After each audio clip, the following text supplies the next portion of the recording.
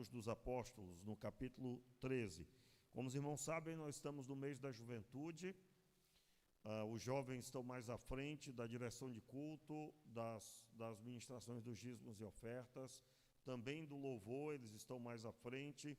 Aos domingos, principalmente, nós temos, eu creio que os irmãos já têm percebido, inclusive a divulgação está sempre bem colocada no culto. Mas, nesse período, nós estamos ouvindo uma série sobre os jovens na Bíblia.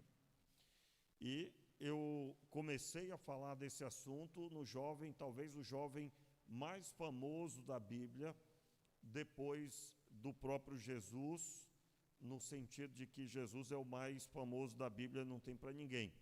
Mas, no Antigo Testamento, a pessoa de Davi é o jovem mais famoso. Acredito que fica ali, você pode dizer, pastor, não seria José? Nós vamos ver hoje que é Davi mesmo, não tem como. Mas, independente disso, nosso alvo é sermos abençoados com aquilo que Deus fez e Ele quer fazer ainda hoje. Amém? Na semelhança do que Ele realizou. Eu quero ler com você Atos dos Apóstolos, capítulo 13. No capítulo 13, a partir do versículo 19. O apóstolo Paulo está ministrando a palavra, ele está pregando em uma cidade, e ele começa a relatar a história do povo de Israel. O alvo de Paulo é chegar até Cristo, até o seu sacrifício na cruz do Calvário e apresentá-lo como Messias. E ele começa aí a partir vamos ler a partir do versículo 17. Diz assim o texto: O Deus do povo de Israel escolheu nossos pais e fez o povo prosperar, sendo eles estrangeiros na terra do Egito. Com braço poderoso os tirou dela e suportou os seus costumes no deserto por um período de quase 400 anos. E destruindo 7 nações da terra de Canaã, deu-lhes por herança a terra deles. Depois disso, por quase 450 anos, lhes deu juízes até o profeta Samuel. Depois, pediram um rei, e Deus lhe deu Saul, filho de Quis, da tribo de Benjamim, por 40 anos. Aí o verso 22, eu gostaria que você lesse ouvindo a sua voz.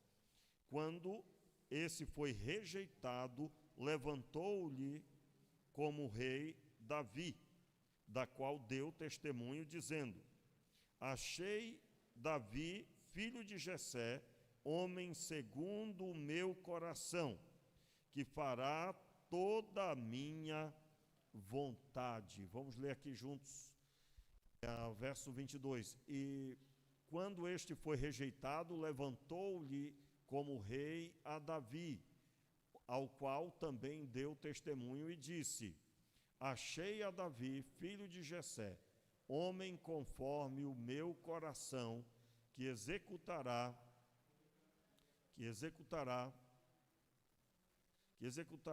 toda a minha. Mas da sua trajetória até ali, e é claro, na conduta no período de sua queda, ele fez a vontade de Deus. E eu quero começar pelo final, né? Já para que você possa aproveitar bem o início. Os irmãos se recordam que a trajetória de Davi, ele se tornou rei de toda Israel, todas as duas partes, ele se tornou rei. Mas o texto declara que ele cai em adultério. Logo que ele cai em adultério e que ele é deposto do seu reinado pelo seu próprio filho, ele sai de Jerusalém, deposto nesse sentido, ele submete a todo o efeito do seu pecado. Havia um homem que o xingava e que jogava pedras dele no caminho, quando ele saía de Jerusalém. Os seus oficiais disseram perguntaram a ele, devemos fazer com esse homem o que ele merece, e Davi disse, não, deixai-o. Aí você vai estudar o texto e vai perguntar assim, mas por que Davi agiu dessa forma? Ele não poderia ter pedido para corrigir aquele homem tinha que respeitá-lo. Davi se portou aceitando todo o efeito do seu pecado. Aquilo era efeito do escândalo do pecado dele, de como ele tinha procedido inadequadamente para com a sua família, e depois, não só com a morte de Urias, e o adultério e a morte de Urias, mas também com o descaso dentro da sua própria casa, que causou muitos problemas. E é claro, não dá tempo de relatar aqui agora, mas os irmãos devem se recordar. Ele submete a tudo, não se levanta para dar um grito nas pessoas, para corrigir ninguém, ele submete a tudo. Quando o seu filho Absalão se aproxima, ele pede para que eles tenham cuidado com ele, como que dizendo, eu sei que toda a ira, toda a raiva dele tem um sentido, e eu não vou fazer de contas que isso não está acontecendo. Meus irmãos, quando Davi aceitou toda a dor que ele causou, o efeito, o reverberar do seu pecado, ele se portou adequadamente aos olhos de Deus. Adequadamente. Quando nós passamos por todo o mal, e não precisa nem termos errado, né? Aliás, principalmente, se nós não errarmos, nós corremos o risco de nos enchermos de nós mesmos e querermos, então, justiça, e às vezes fazemos até com as próprias mãos. Quem nunca foi tentado a fazer algo e, graças a Deus, o domínio próprio veio primeiro e você não fez, né? Porque senão você teria que depois pedir perdão para muita gente, dependendo do que você iria fazer. Pois é, Davi se portou adequadamente durante todo o processo.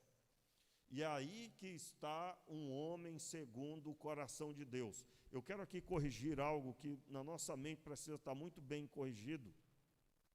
Quando nós falamos aqui sobre a salvação, nós corremos o risco de achar que salvo é as pessoas perfeitas. Aqueles que são fiéis, pastor, serão salvos. Sim, meu irmão, a Bíblia diz isso com certeza. Está escrito assim, porém, o erro está em exigir a fidelidade de todos e nos tornarmos fiscais uns dos outros. Quantos estão entendendo o que eu estou dizendo? Quando você se torna fiscal e você está ali medindo com um paquímetro, o formato bíblico seria com a vara de medir, né? Que havia ferramentas para medição, e, por exemplo, uma delas para medir uma área de terra era uma vara com a medida já calculada, e quantas vezes ela era utilizada, ali saía um resultado. Nós corremos o risco de medir se nós estamos sendo bons batistas, bons crentes, crentes que não escandalizam, que andam conforme a vontade de Deus, tanto é que as pessoas só falam bem de nós. Isso seria um erro grave. Como acontece a salvação? A salvação é pela graça. E quando falamos pela graça, é que nós nunca, jamais vamos conseguir estar 100%. Sempre haverá algo que mudar, sempre haverá algo que devemos nos abraçar mais ou nos apartar. Sempre haverá algo que corrigir em nós mesmos. Um exemplo é, meus irmãos, se nós nos ajoelharmos agora, ou na sua casa, e você lá fizer uma oração prolongada, dificilmente você vai se levantar sem perceber que você tem algo a mudar na sua vida. Quantos aqui já tiveram essa experiência? Se você, quando terminar, fizer de novo, você vai perceber mais um pouco que você tem que mudar. A pergunta é, você é salvo agora que percebeu essas duas novas coisas, vamos dizer assim, esses 2 novos momentos de quebrantamento, ou você já estava salvo antes? Você já estava salvo antes, meu irmão. Agora, vamos deixar claro, essa semana até eu conversava com uma pessoa sobre isso. O crente, você sabe que não existe crente carnal, não é? Não existe um crente carnal. Carnal, que eu estou falando segundo a ótica de Romanos 8. Em Romanos 8, Paulo declara que aqueles que estão na carne não podem agradar a Deus. Ele está se referindo às pessoas que não tiveram a experiência da salvação. Elas ainda estão em trevas, elas estão vivendo segundo a carne as domina, as controla, está no centro. E tanto é que em Romanos 8, Paulo declara, vós não sois assim, pois vós tendes o Espírito Santo. Se alguém não tem o Espírito de Deus, esse tal não é dele. E absolutamente ninguém pode agradar a Deus se não for tendo nascido de novo, e esse nascimento foi gerado pelo Espírito Santo, e o Espírito Santo habita na pessoa. Se ele habita na pessoa, ela não está na carne mais, ela está no Espírito. E estando no Espírito, ela teve o seu coração, o seu espírito recriado. E quando o espírito é recriado, que em outras palavras o espírito estava morto e reviveu, nós chamamos isso de novo nascimento. A Bíblia chama de novo nascimento. E quando o espírito é recriado, ressuscitado ou recriado, ele passa a ter agora familiaridade para com Deus. A pessoa pode até vir a pecar, mas não permanece pecando, porque o pecado não lhe é mais agradável, e sim lhe causa dano. Se sente mal, não consegue caminhar, porque a sua natureza, ela foi recriada. Pastor, então como que nós somos então? Nós fomos salvos, mas pela graça. No final, não é por mérito seu, mas por mérito de Cristo. Por isso que nós, quando declaramos que somos discípulos e estamos com essa visão de consagração, de vida com Deus, de vida segundo a vontade de Deus, nós estamos sim no Espírito e estamos caminhando na luz como Ele na luz está. Pastor, mas eu conheço uma pessoa que é da igreja e que peca direto e não está nem aí, essa pessoa também está salva. Meu irmão, se alguém peca e está plenamente tranquilo, feliz, não tem problema nenhum com isso, essa pessoa tem que questionar a sua própria experiência com Deus. Por quê? Porque você pode até ter dificuldade para consertar, mas você sabe que você precisa consertar. Porque você nasceu de novo. Então, nós não podemos confundir alguém que precisa agora exercitar a sua fé com alguém que não é crente. E no final, a pessoa que vai saber, e nós também pelos frutos, né? Se a pessoa não tem, eu me lembro, né, de uma experiência que um pastor amigo meu contou, ele estava no momento da conversão desse senhor, era de um irmão que era o xerife da igreja, ele corrigia todo mundo, pegava no pé de todo mundo, era uma liderança, e ele media, né, ele tinha uma vara de medir a fé das pessoas. Você tem que se consertar, você ajeita isso aí, você não está fazendo certo não, faça desse jeito, seja assim. Era o fiscal dos jovens, era o fiscal de todo mundo, do pastor e mais um bocado. Até que, ouvindo a pregação, aquele homem que era bem grande, ele veio à frente e ele chegou a molhar o chão chorando, e dizem que chamava a atenção porque ele batia a cabeça no chão, dizendo: eu sou um pecador, eu sou o maior pecador que existe. Aquele dia foi o dia da conversão dele. E isso já liderança na igreja. Ele não era uma pessoa salva, ele era um religioso. E religioso, você sabe, que ele mede e que ele é capaz de qualquer coisa para que o padrão que ele entende que prevaleça. Era o que ele era. O que se conta do testemunho, o pastor que presenciou, porque ele estava no dia que esse homem se converteu, né, foi ele pregando, ele dizendo que o semblante desse irmão mudou, o relacionamento dele com as pessoas da igreja mudou, porque ele tinha um sorriso, ele tinha um brilho que antes ele não tinha.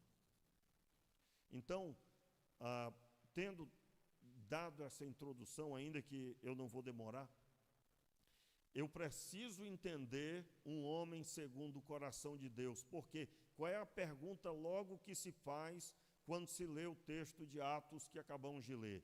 Pastor, e o pecado que ele cometeu? Aí eu respondo, e o pecado que você cometeu hoje? Né? Como é que fica? Aí você vai dizer, não, vai pedir perdão. Pois é, então você acabou de ter a resposta sobre o pecado de Davi. Né? Leia os Salmos. Salmo 51 responde, tem misericórdia de mim, ó Deus. E diz o que mais? Tem misericórdia de mim, ó Deus. Dá para colocar aí o Salmo? Salmo 51, vamos ler lá o começo. Salmo 51 diz assim, ó, tem misericórdia de mim, ó Deus, segundo a tua benignidade. Apaga as minhas transgressões segundo a multidão das tuas. Sabe o que esse texto está dizendo? Senhor, tem misericórdia de mim, mas tem misericórdia de mim do mesmo nível que o Senhor tem benignidade. Em outras palavras, ó, eu tenho um pecado tão grande, só se for no nível da tua benignidade que eu vou ser abençoado, para ser livre disso. Apaga as minhas transgressões, está no plural, são muitas, segundo a multidão das tuas misericórdias. Tem uma tradução, não sei se dá para colocar outra tradução rapidamente, a NVI, né, no caso. Segundo, conforme a tua grande compaixão, apaga as minhas transgressões. A NAA pode ser? NAA. Sentindo a falta da NAA aí hoje. Muito bem. Se não tiver, não tem problema. Só avisa aqui. Então, quando o texto diz, apaga as minhas transgressões, conforme a tua grande compaixão. Ou seja, o salmista está dizendo assim, ó, Senhor, eu preciso de perdão, o meu pecado é tão grande e que somente do tamanho da tua grande compaixão, do teu amor, é que eu vou ser abençoado. Em outras palavras, não tem pecador mais pecador do que eu, é o que Davi estava dizendo. Então, quando nós olhamos assim para um homem segundo o coração de Deus, qual é o erro que eu posso cometer? Um homem segundo o coração de Deus é um homem que não erra. E note, Deus está buscando comunicar conosco. E em Davi ele nos comunica o seguinte, o homem segundo o coração é o homem que sabe se portar perante o gigante Golias, mas quando erra também sabe se portar. Meus irmãos, eu vou dizer para você uma coisa, se portar nos momentos bons é fácil.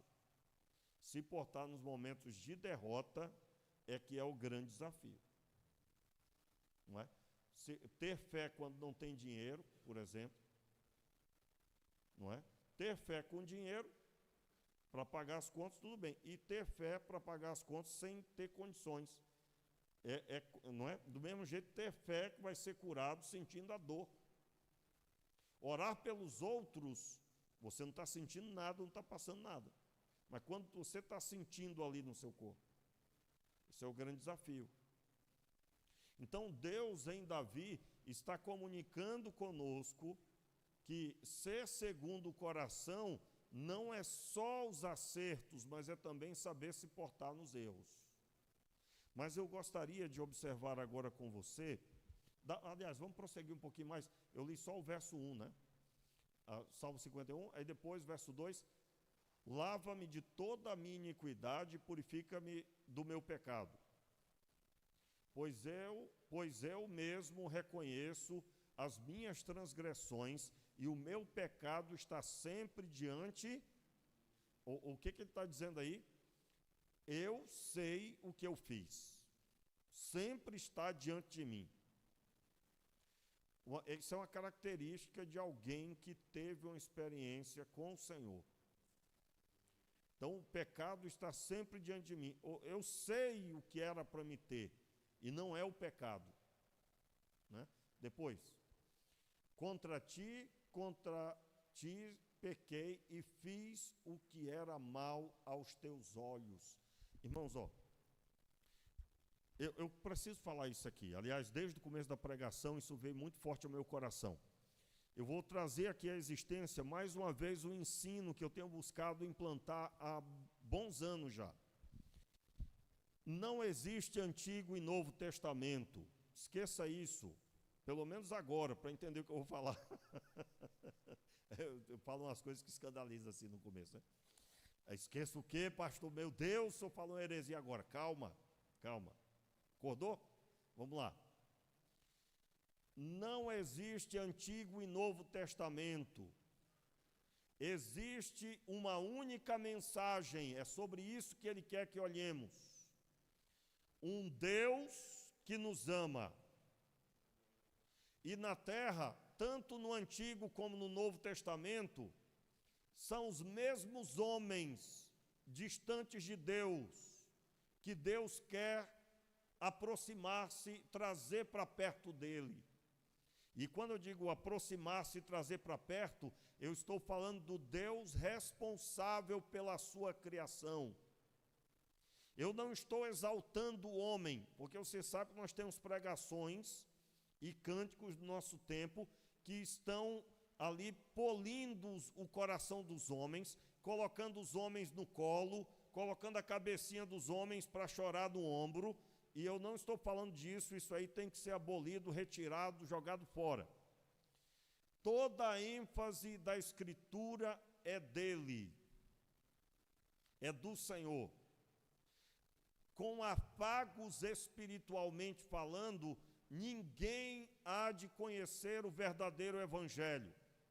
Não é com afagos, mas é com a glória do Deus Todo-Poderoso que nos quebranta o coração, que nos constrange e que nos leva a saber que só há uma ênfase: Ele.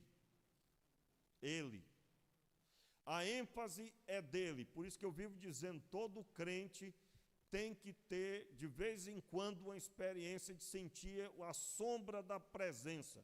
Só a sombra, porque se for ele pessoalmente, a gente não aguenta e morre todo mundo. E aí, quando você tem essa experiência, pode ser talvez uma coisa aparentemente pequena, simples, mas que é marcante. Quando você se ajoelhou para orar e não viu o tempo passar, de tão bom que estava. Pois é, isso explica como que nós vamos passar a eternidade com ele e não vamos nos cansar. Quando você teve aquela experiência poderosa, aquele melhor momento com Deus, que gerou você, então, perceber que você não era nada e que Ele é tudo, e que era tão bom aquele momento, que foi tão bom que você quer de novo. Você quer novamente. Meus irmãos, cultos não firmam pessoas, mas a vida pessoal com Deus é que mantém o crente.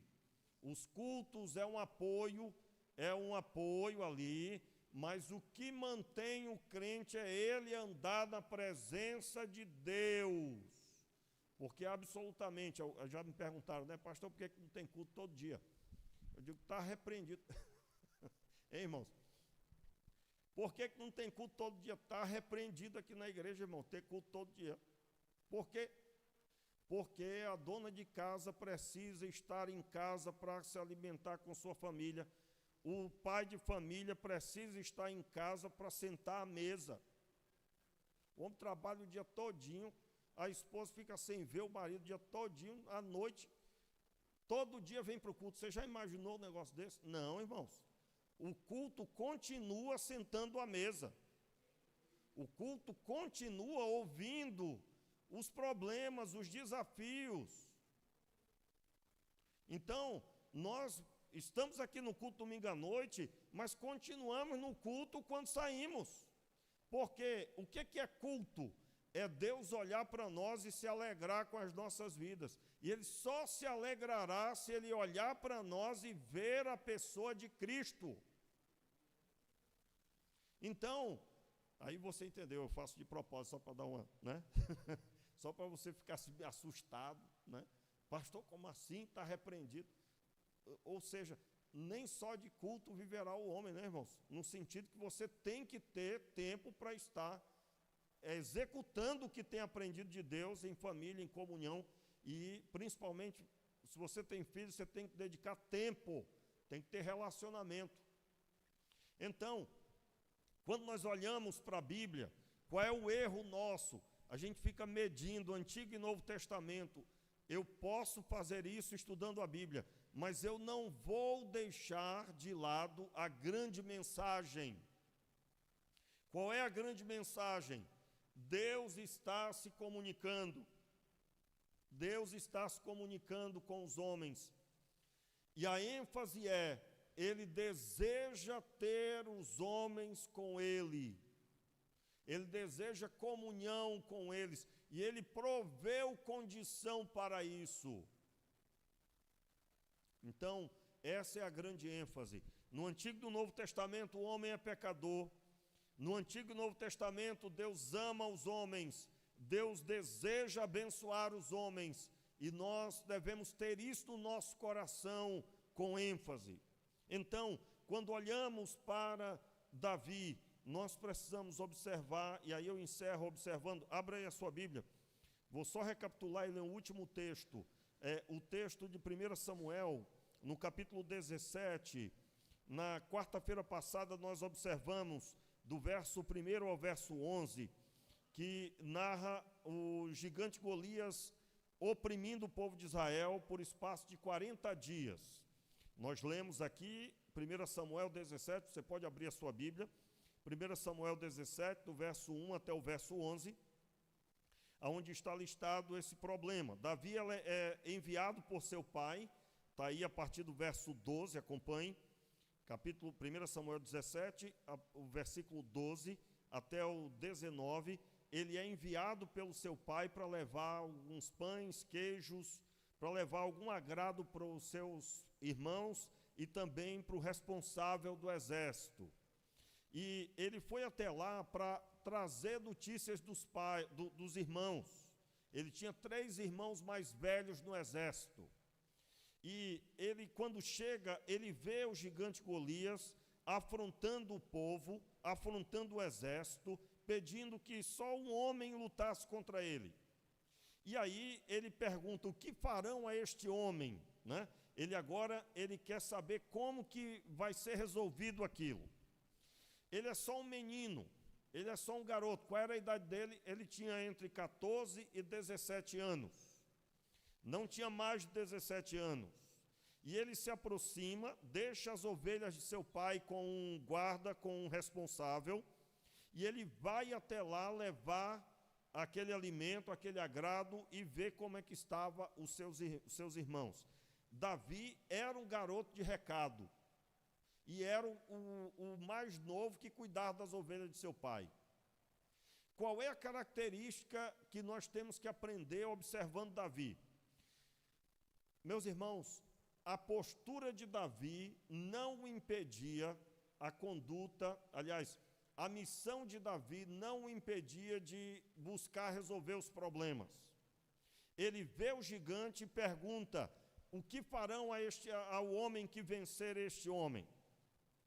Então, respondem a ele que o pai seria isento dos impostos e seria dado à filha do rei em casamento. E presentes, né, o que dá a entender também isso, depois você lê em outro trecho. Então, ele não dá ênfase aos presentes ele não dá ênfase a casar-se com a filha do rei, ele não dá ênfase ao fato de que o seu pai não pagaria mais impostos em Israel, mas ele dá ênfase que aquele homem era um incircunciso filisteu. O versículo 26 do capítulo 17, perguntou Davi aos homens que estavam perto dele: que farão ao homem que matar esse filisteu e tirar a afronta de sobre Israel? Quem é este incircunciso filisteu para afrontar o exército do Deus vivo? Note, quando ele fala isso, já tinham dito a ele a respeito dos benefícios, mas ele não dá ênfase a esses benefícios. Eu listei aqui quarta-feira que isso é uma realidade tão forte que ele, quando venceu o gigante, ele não pediu presentes, ele não falou nada sobre o pai não pagar mais impostos, ele não pediu a mão da menina que lhe era seu direito, não pediu. Ele não fez conta de casar-se com a filha do rei. Aliás, lá na frente, depois de bom tempo, acho que passou pelo menos 3 anos, o rei arma uma armadilha contra ele, e dizem a ele: olha, você precisa casar com a filha do rei, você tem que reivindicar isso. E ele declara a seguinte fala: quem sou eu para se casar com a filha do rei? Meus irmãos, isso revela o coração de Davi.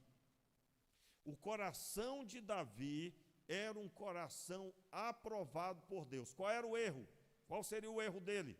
Opa, vou lutar contra esse gigante, vou ganhar os benefícios todos, meu pai vai falar bem de mim, porque agora ele não tem que pagar mais impostos, ainda vou casar com a filha do rei, serei bem falado em todo Israel. Não, ele não fez isso. Ele deu ênfase de que aquele homem que afrontava era um incircunciso. O que significa? Um homem sem aliança com Deus.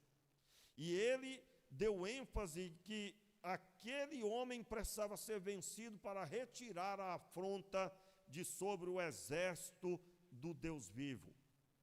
Aplicando isso na prática, qual seria a conduta de alguém aprovado por Deus? Uma pessoa hoje que quer ser aprovado por Deus, ela tem que olhar para aquilo que é afronta e não o benefício próprio. O que é afronta, meu irmão? É nós termos tantas pessoas que ainda não se converteram na nossa família, talvez porque não temos pregado, não temos nos esforçado. Afronta são situações que já era para você ter orado até resolver, e você talvez nem ora por isso, porque você sabe que Deus quer mostrar o poder dele. Meus irmãos, até hoje eu creio que ainda nós temos, claro que temos, essa realidade espiritual. Deus quer curar as pessoas, sim ou não? E qual é a grande ênfase quando pessoas eram curadas? O evangelho era pregado. As pessoas, isso chama a atenção das pessoas. Como assim fulano foi curado? Foi curado. Aí a pessoa agora quer saber o que aconteceu, aí ela recebe o evangelho. Então, quando nós olhamos para o nosso coração, nós temos essa conduta? Ou nós estamos esperando só os benefícios? Bem, eu vou orar essa noite aqui, o pastor chamou para a gente orar a noite toda. Olha, eu vou ganhar isso, Deus vai me abençoar com isso, então eu vou. Ou vai ser uma boa oportunidade para colocar diante de Deus aquilo que tem nos envergonhado, como o gigante Golias envergonhava o exército. Quantos estão entendendo o que eu estou dizendo, meus irmãos? Ou seja, você está à procura do benefício ou está à procura de que a glória de Deus se manifeste? Que a manifestação de Deus se manifeste. Mais à frente, no versículo 28, Davi está ali perguntando e o seu irmão Eliabe o afronta. Chega para ele e diz: olha, com quem deixaste aquelas poucas ovelhas? Eu sei bem a tua presunção, vieste ver a peleja. Aí Davi, no verso 29, olha o que Davi diz. Disse Davi: que fiz eu agora? não posso nem fazer uma pergunta. O texto dá a entender o que, irmãos? Que o irmão de Davi estava acostumado a pegar no pé dele. E aí eu quero relembrar você. Você não pode sair do foco de que você precisa retirar a vergonha. E eu estou chamando de vergonha na semelhança do gigante Golias. Os irmãos estão entendendo, irmãos? Nós estamos abençoados, Deus está conosco, Deus nos abençoou, estamos na luz como Ele na luz está, glória a Deus por isso. Mas nós somos chamados a viver a fé e pregar o Evangelho a toda criatura. E pregando o Evangelho, expulsar demônios, lidar com situações diversas, e nessa caminhada para a glória de Deus, o Senhor ser glorificado, todo o mal ser derrotado. E dentro do contexto que você está vivendo, o contexto de Davi, de ir até o campo de batalha, ouvir como é que estavam seus irmãos, esse era o contexto dele. Lá nesse contexto ele viu o gigante Golias. Na sua caminhada, meu irmão, quais são as afrontas que você tem visto? E o que é que você tem feito? Quais são as atitudes que você tomou? Então, se nós queremos aprender com o que Deus está comunicando através de ter escolhido Davi, Deus está comunicando conosco que um coração aprovado, um coração segundo o Senhor, é um coração que não anda brigando com os outros. Aquela pessoa que diz, olha pastor, eu não me meto numa briga não, mas depois que eu entro, só Jesus na causa, e ainda bate no peito como se isso fosse uma boa coisa, não é? Eu digo, o meu Espírito Santo não bateu com o Espírito Santo daquele irmão, aí fica implicando, né? Fica implicando. Isso não tem sentido, não tem futuro, não tem nenhuma base. E aí, quando nós falamos de Davi, ele mantém-se no foco. E aí, meus irmãos, esse homem era quem? O garoto que veio trazer pão e queijo. É pão e queijo ele veio trazer. Ele veio ver como é que estavam os irmãos dele. Antes disso, ele fazia o quê? Tocava a harpa para o rei Saul. Ele era o quê então, irmãos? Ele era o servo. Quem é que venceu aqui? Quem venceu o gigante Golias? Foi o servo, o garoto, aquele que ninguém dava nada, que estava ali cumprindo o trabalho que o pai mandou. Mas ele foi firme e enfático em se manter no propósito. E aí, meus irmãos, o versículo 30, então se desviou dele para outro e falou a mesma coisa, e o povo se lhe tornou a responder como antes. Aí o verso 31 diz o quê? Ouvidas as palavras de Davi, que Davi falara, anunciaram-nas a Saul, que mandou chamá-lo. Muito bem, eu vou parar por aqui, mas eu quero encerrar, porque depois eu quero ver ponto a ponto com você e observar aquilo que eu falei como base. Abra sua Bíblia aí, no texto bíblico de Marcos capítulo 10. Marcos capítulo 10, para entender a pregação dessa, só depois de ter ouvido o que eu acabei de pregar. Vamos lá, Marcos capítulo 10, os irmãos ouviram eu pregar sobre esse texto há algumas semanas atrás. Marcos capítulo 10, eu preguei observando o versículo 35 até o 45. Eu não vou ler o texto todo, você já conhece o texto e a pregação, está gravado no canal da igreja. Mas 2 discípulos, a mãe deles pede para o Senhor colocar um à direita e outro à esquerda dele no reino dele. E aí Jesus corta aquela situação e diz, verso 42, mas Jesus, chamando-os a si, lhes disse, sabeis que os que são considerados governadores dos gentios, deles se assenhoriam, e os seus grandes exercem autoridade sobre eles. Ou seja, Jesus estava dizendo, lá fora os governos, os governos humanos têm os seus senhores e os que mandam e os que se submetem. Mas entre vós não será assim, verso 43. Entre vós não será assim. Antes, qualquer que entre vós quiser ser grande, será o que vos sirva. E quem entre vós quiser ser o primeiro, será servo de todos. Então, mais uma vez, eu vou dar ênfase nisso novamente. É ou não é o que eu acabei de dizer? O Antigo e Novo Testamento, irmãos, são a mesma coisa. Porque essa mensagem de que os servos, aqueles que querem servir a todos, quando Davi venceu o gigante Golias, ele serviu todo o povo de Israel, sim ou não? Quando ele venceu aquele gigante, ele tirou a afronta só da casa dele ou de toda a nação? Se ele fez aquilo, e ninguém queria fazer, 40 dias o gigante afrontando, Davi se disponibilizou a servir todo mundo, e servir lavando um banheiro sujo, fedido, que ninguém se propunha. Os irmãos estão entendendo o que eu estou dizendo? Hoje seria semelhante como? Lembra da história que eu contei aqui? A igreja que eu me converti, isso aconteceu antes de eu me converter, esse pastor é muito famoso, sempre foi famoso lá, né, pelas histórias, as coisas hilárias que ele acabava fazendo. A igreja tinha uma chácara, tinha comprado também uma Toyota, uma Bandeirante, né, Toyota Bandeirante, e naquele tempo era um carrão, né, era um carro maravilhoso realmente, e aí a igreja também estava em obra. Mas todo mundo estava conversando entre si, quem que ia dirigir aquele carro, quem que ia dirigir o carro. O pastor não falou nada, quem é que ia dirigir, quem ia ser o motorista, ou os motoristas. Aí de manhã, na EBD, antes de começar, do comecinho do culto, aliás, disse que ele perguntou, quem aqui tem carteira de motorista? Levantou aquele monte de gente. Disse que teve gente levantando as duas mãos. Queriam o quê?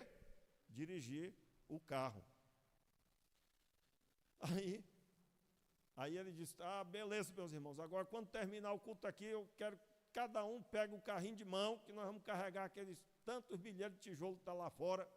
Hoje ainda, nós vamos levar isso tudo aqui para a obra.